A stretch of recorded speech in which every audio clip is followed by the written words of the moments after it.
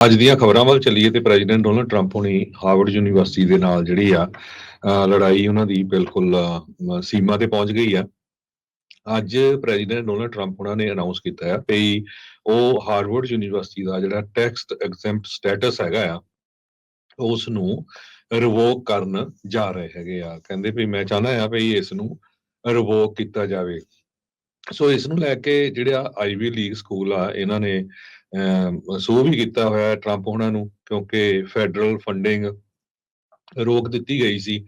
ਤੇ ਅੱਜ ਸਵੇਰੇ ਉਹਨਾਂ ਨੇ ਆਪਣੇ ਟਰੂਥ ਸੋਸ਼ਲ ਜਿਹੜਾ ਉਹਨਾਂ ਦਾ ਮੀਡੀਆ ਹੈਗਾ ਉਹਦੇ ਉੱਤੇ ਪੋਸਟ ਕੀਤਾ ਹੈਗਾ ਕਿ we are going to be taking away Harvard's tax exempt status. ਤੇ ਅਪ੍ਰੈਲ 15 ਤੋਂ ਉਹ ਕਹਿੰਦੇ ਆ ਵੀ ਅਸੀਂ ਰਿਮੂਵ ਕਰਨ ਜਾ ਰਹੇ ਹਾਂ ਤੇ ਆਈਆਰਐਸ ਨੂੰ ਦੱਸ ਦਿੱਤਾ ਗਿਆ ਹੈ, ਉਹ ਪਲਾਨ ਬਣਾ ਰਹੇ ਵੀ ਕਿਸ ਤਰ੍ਹਾਂ ਕੀਤਾ ਜਾ ਸਕਦਾ ਹੈਗਾ। ਦੂਸਰੇ ਪਾਸੇ ਹਾਰਵਰਡ ਯੂਨੀਵਰਸਿਟੀ ਦੇ ਸਪੋਕਸਪਰਸਨ ਨੇ ਇਹ ਕਿਹਾ ਵੀ ਇਹ ਕੋਈ ਲੀਗਲ ਬੇਸਿਸ ਨਹੀਂ ਹੈ ਸਾਡਾ ਜਿਹੜਾ ਟੈਕਸ ਐਗਜ਼ੈਂਪਟ ਸਟੇਟਸ ਆ ਉਸ ਨੂੰ ਰਿਵੋਕ ਕਰਨ ਦੇ ਲਈ। ਜੀ ਬਹੁਤ ਸਾਰੀਆਂ ਹੋਰ ਯੂਨੀਵਰਸਿਟੀਆਂ ਨੂੰ ਵੀ ਇਸ ਤਰ੍ਹਾਂ ਕਿਹਾ ਗਿਆ ਸੀ, ਪਰ ਹਾਰਵਰਡ ਯੂਨੀਵਰਸਿਟੀ ਨੇ ਜਿਹੜਾ ਆਪਣਾ ਸਟੈਂਡ ਪ੍ਰੈਜ਼ੀਡੈਂਟ ਟਰੰਪ ਉਹਨਾਂ ਦੇ ਜਿਹੜਾ ਐਡਮਿਨਿਸਟ੍ਰੇਸ਼ਨ ਆ ਉਹਨਾਂ ਦੇ ਅਗੇਂਸਟ ਲਿਆ ਸੀਗਾ।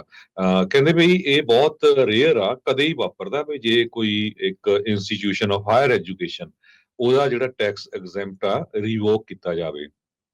1970 ਦੇ ਵਿੱਚ ਬੌਬ ਜੋਨਸ ਯੂਨੀਵਰਸਿਟੀ ਆ ਉਹਦਾ ਜਿਹੜਾ ਸਟੇਟਸ ਰਿਵੋਕ ਕੀਤਾ ਗਿਆ ਸੀ, ਕਿਉਂਕਿ ਉਸ ਟਾਈਮ ਦੇ ਉੱਤੇ ਉਹਨਾਂ ਨੇ ਇੰਟਰ ਰੇਸ਼ੀਅਲ ਰਿਲੇਸ਼ਨਸ਼ਿਪ ਜੋ ਸਟੂਡੈਂਟਸ ਦੇ ਵਿੱਚ ਸੀਗਾ ਉਸ ਨੂੰ ਅਲਾਉ ਨਹੀਂ ਕੀਤਾ ਸੀ। ਵੀ ਮੰਨ ਲਓ ਵੀ ਕਾਲੇ ਨੇ ਗੋਰੀ ਨਾਲ ਵਿਆਹ ਕਰਾ ਲਿਆ ਜਾਂ ਗੋਰੀ ਨੇ ਕਾਲੇ ਨਾਲ, ਸੋ ਜੇ ਇਦਾਂ ਦੇ ਕੋਈ ਕਪਲ ਸੀਗੇ ਜਾਂ ਉਹ ਸਟੂਡੈਂਟ ਦੇ ਵਿੱਚ ਉਹਨਾਂ ਨੂੰ ਐਡਮਿਸ਼ਨ ਨਹੀਂ ਦਿੱਤਾ ਜਾਂਦਾ ਸੀ। ਉਸ ਬੇਸ ਤੇ ਉਹਨਾਂ ਦਾ ਜਿਹੜਾ ਸਟੇਟਸ ਆ ਉਹ ਰੋਕਿਆ ਗਿਆ ਸੀ।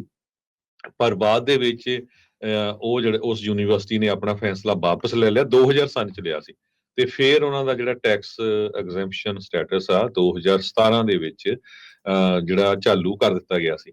ਸਰੋਤਿਆਂ ਨੂੰ ਦੱਸ ਦਈਏ ਹਾਰਵਰਡ ਯੂਨੀਵਰਸਿਟੀ ਜਿਹੜੀ ਆ ਦੁਨੀਆ ਦੀ ਟੌਪ ਨੌਚ ਯੂਨੀਵਰਸਿਟੀ ਆ। ਅਮਰੀਕਾ ਦੇ 8 ਪ੍ਰੈਜ਼ੀਡੈਂਟ ਹਾਰਵਰਡ ਯੂਨੀਵਰਸਿਟੀ ਦੇ ਵਿੱਚ ਪੜ੍ਹੇ ਆ। ਯੂਐਸ ਦੀ ਸੁਪਰੀਮ ਕੋਰਟ ਦੇ ਮੈਜੋਰਿਟੀ ਦੇ ਜਿਹੜੇ ਜੱਜ ਆ, ਮੇਰੇ ਖਿਆਲ ਨਾਲ 2 ਨੂੰ ਛੱਡ ਕੇ ਸਾਰੇ ਹਾਰਵਰਡ ਯੂਨੀਵਰਸਿਟੀ ਦੇ ਸਟੂਡੈਂਟ ਰਹੇ ਹੈਗੇ ਆ। ਸੋ ਇੱਕ ਤਰ੍ਹਾਂ ਦਾ ਇਹ ਜਿਹੜਾ ਡਿਫਰੈਂਟ ਪ੍ਰੈਜ਼ੀਡੈਂਟ ਆ ਉਹ ਪ੍ਰੈਜ਼ੀਡੈਂਟ ਡੋਨਲਡ ਟਰੰਪ ਹੁਣੀ ਛੱਡਣ ਜਾ ਰਹੇ ਆ, ਕਰਨ ਜਾ ਰਹੇ ਹੈਗੇ ਆ। ਸੋ ਜਿਹਦਾ ਕਾਫੀ ਵਿਰੋਧ ਵੀ ਹੋਇਆ।